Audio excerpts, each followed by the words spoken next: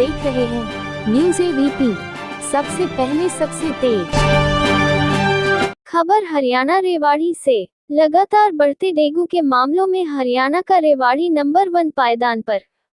स्वास्थ्य विभाग alert mode पर। सभी आवश्यक दवाएं, मेडिकल सुविधाएं सामान्य अस्पताल में उपलब्ध। अभी तक रेवाड़ी में मिले 181 डेंगू के मरीज, 69 का घर पर उपचार, 66 मरीजों को किया डिस्चार्ज।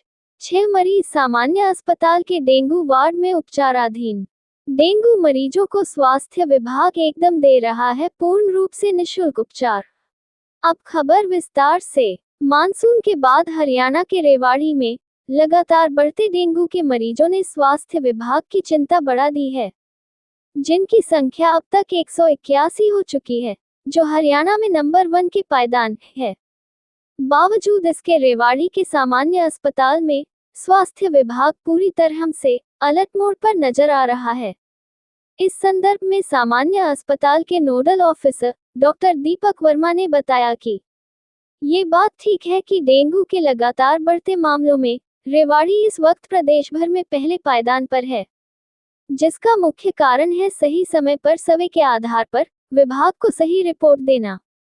अभी तक जिले में कुल 181 डेंगू के केस मिले हैं, जिनमें से 69 का उपचार या तो हो चुका है और कुछ का घरों में रहकर चल रहा है। वहीं 66 मरीज ठीक होकर घर जा चुके हैं। अस्पताल के डेंगू वार्ड में अभी सिर्फ 6 मरीजों का ही उपचार चल रहा है।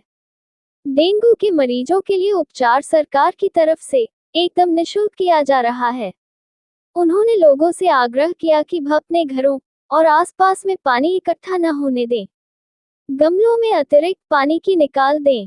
कूलर, घर के आंगन में रखा कबाड़ या पुराने बर्तन हटा दें, क्योंकि डेंगू का लावा इन्हीं जगह पनपता है। शाम के वक्त साबुत बाजू के कपड़े प्रयोग करें, क्योंकि जब इस अवस्था में बुखार आ जाता है तो वह खतरनाक ही सकता है।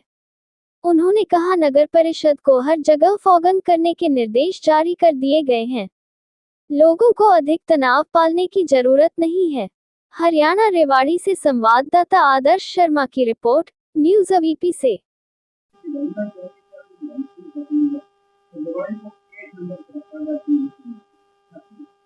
देखिए, ये सही बात है कि जब से मानसून खत्म हुआ है उसके बाद जो रेवाड़ी जिले में उसमें जो हमारे डेंगू के केसेस थे वो काफ़ी ज़्यादा बढ़े। इसके कई कारण थे। एक कारण ये भी था कि हमने जो सर्विलेंस सिस्टम बनाया हुआ है डेंगू केसेस को रिपोर्ट की, तो हमने रियल टाइम में बनाया। जैसे ही कोई केस नोटिफाई होता है किसी भी हॉस्पिटल में, उसकी तुरंत रिपोर्ट हमारे पास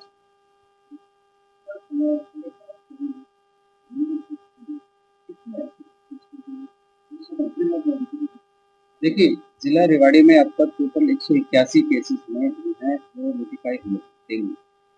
इन 181 में से 69 केसेस ऐसे थे जिनको हॉस्पिटलाइजेशन की जरूरत थी और उनमें से 63 पेशेंट जो है वो डिस्चार्ज हो चुके हैं। केवल 6 पेशेंट हैं वो एडमिट हैं और वो भी इस टाइम स्टेबल कंडीशन।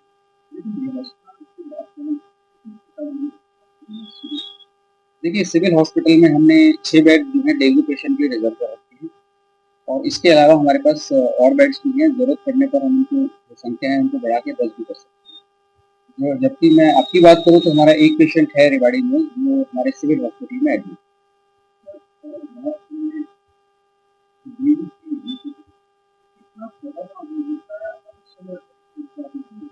देखिए, एक डेंगू जो है वैसे इतना ज़्यादा खतरनाक नहीं होता, लेकिन जब डेंगू हेमरेजिक फीवर हो जाता है वो थोड़ा खतरनाक है। इसमें मनुष्य के गम से या जहाँ ब्लीडिंग शुरू हो जाती है, तो अगर वो कंडीशन आ जाती है तो वो खतरनाक है। लेकिन हम उसके लिए भी तैयार हैं। हमारे अपने ब्लड बैंक में आरडीपी की सुविधा उपलब्ध है। इसके अलावा गवर्नमेंट की तरफ से हमें एसडीपी बाजार से खरीदने के लिए जो ब्लड बैंक है जहाँ पर एसडीपी की उपलब्धता है, वो हम मरीजों के लिए अपने पैसों से, मतलब इसमें मरीजों से पैसे नहीं लेते, जब लगभग 11,000 के आसपास इसमें खर्चा आता है, वो सरकार वहन करती है और वो एसडीपी भी हम उपलब्ध कराते हैं मरीजों को। देखिए, बचाव करने का सबसे जो अच्छा उपाय वो है कि सेल्फ डिफेंस, यानी कि जो डेंगू का मच्छर है वो शाम के समय ज़्यादा सक्रिय होता है। तो मैं सभी से अनुरोध करूँगा, खासकर बच्चों, माता-पिता से, कि वो अपने बच्चों को शाम के समय यदि बाहर भेजते हैं खेलने के लिए, तो उनको पूरी बाजू का जो है कमीज़ और पूरी बाजू की जो निक्कर की बजाय पैंट उनको पहनाएं और कोशिश करें कि कोई वो एंटी जो रेपेलेंट क्रीम होती है हमारे पास अवेलेबल वो लगा के उनके पास भेजें। इसके अलावा जो डेंगू का मच्छर है उसको पनपने से भी रोकने के लिए हमें उपाय करने चाहिए। देखिए डेंगू का लार्वा जो होता है वो साफ और स्टेगनेंट जो ठहरा हुआ पानी है उसके अंदर पनपता है। जो डेंगू का मच्छर है जो वो अंडे देता है वो इन पानी में देता है। ये पानी कहाँ मिलता है? ये पानी हमें घरों के अंदर मिलता है, घरों के आसपास मिलता है। स्वच्छ और ताज़ा पानी, जैसे कि आपके घर में गमले हैं, बारिश के बाद उन गमलों में पानी इकट्ठा हो जाता है और वो पानी गमले के अंदर सोख नहीं पाता है क्योंकि पहले से मिट्टी जो गीली है वो पानी ऊपर स्टेगनेट रहता है। घरों में हम कबाड़ इकट्ठा कर लेते हैं, जैसे टायर हो गया, टूटे हुए बर्तन हो गए, उनको हम अधिकतर घरों में क्या करते हैं, उनको पीछे बरामदा होता है और उसमें ओपन में हम रख देते हैं। बारिश के दिनों में उसमें पानी इकट्ठा हो जाता है, लेकिन काफ़ी बर्तन इकट्ठे होने की वजह से क्या होता है, ऊपर के बर्तन में तो दिख जाता है कि पानी नहीं है, लेकिन जो नीचे के बर्तन है उनमें वो पानी इकट्ठा हो जाता है और वो पर्याप्त और उपयुक्त जगह है मच्छर के लिए अंडे देने की। मच्छर जो है वो अंडे वहाँ देता है। तो इसके लिए हम हमेशा अपील करते हैं कि आप एक दिन को ड्राई डे बनाएं। ड्राई डे का मतलब ये होता है कि आप उस दिन अपने घर में सफाई करें, खासकर मच्छर और डेंगू के लिए। आपके घर में जितने भी बर्तन हैं जो बाहर रखे हुए हैं, गमले हैं, टायर हैं, आपका कूलर है, उसके अंदर से वो पानी को निकाल कर और उस पानी को उस बर्तन को सूखने के लिए रख दीजिए, ताकि जैसे कि कूलर को हमें दोबारा इस्तेमाल करना है तो हम उस कूलर के अंदर से पानी को निकालेंगे, उसके बाद कूलर को सूखने के लिए रखेंगे और उसके बाद उसमें नया पानी